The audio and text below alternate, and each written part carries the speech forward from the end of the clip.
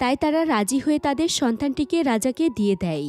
এর বিনিময়ে রাজা তাদের কিছু স্বর্ণমুদ্রা দেন আর তার সহকারী এবং শিশুটিকে নিয়ে রাজপ্রাসাদের উদ্দেশ্যে রওনা দেয়। ফেরার পথে রাজা জঙ্গলের পাশে একটি নদীর ধারে এসে একটি খারাপ সিদ্ধান্ত নেন। তাই তিনি ঘোড়া থেকে নেমে শিশুটিকে কোলে নিয়ে বলেন, সে নাকি আমার মেয়েকে বিয়ে করবে।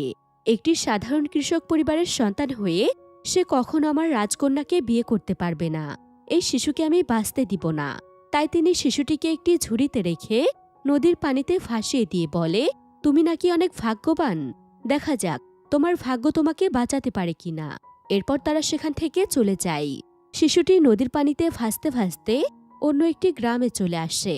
শিশুটির কান্নার আওয়াজ শুনতে পেয়ে সেখানে নদীর ধারে খেলতে থাকা ৩ জন বাচ্চা মেয়ে ওই ঝুড়িটি দেখতে পায়।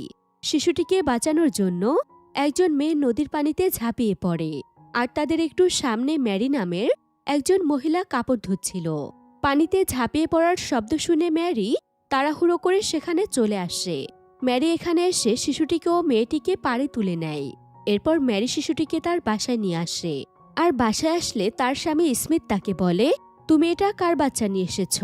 ম্যারি বলে, কেউ এই বাচ্চাটিকে নদীতে ফেলে দিয়েছিল, তাই আমি বাচ্চাটিকে নিয়ে এসেছি। আমরা দীর্ঘদিন ধরে একটি সন্তানের জন্য উপরওয়ালা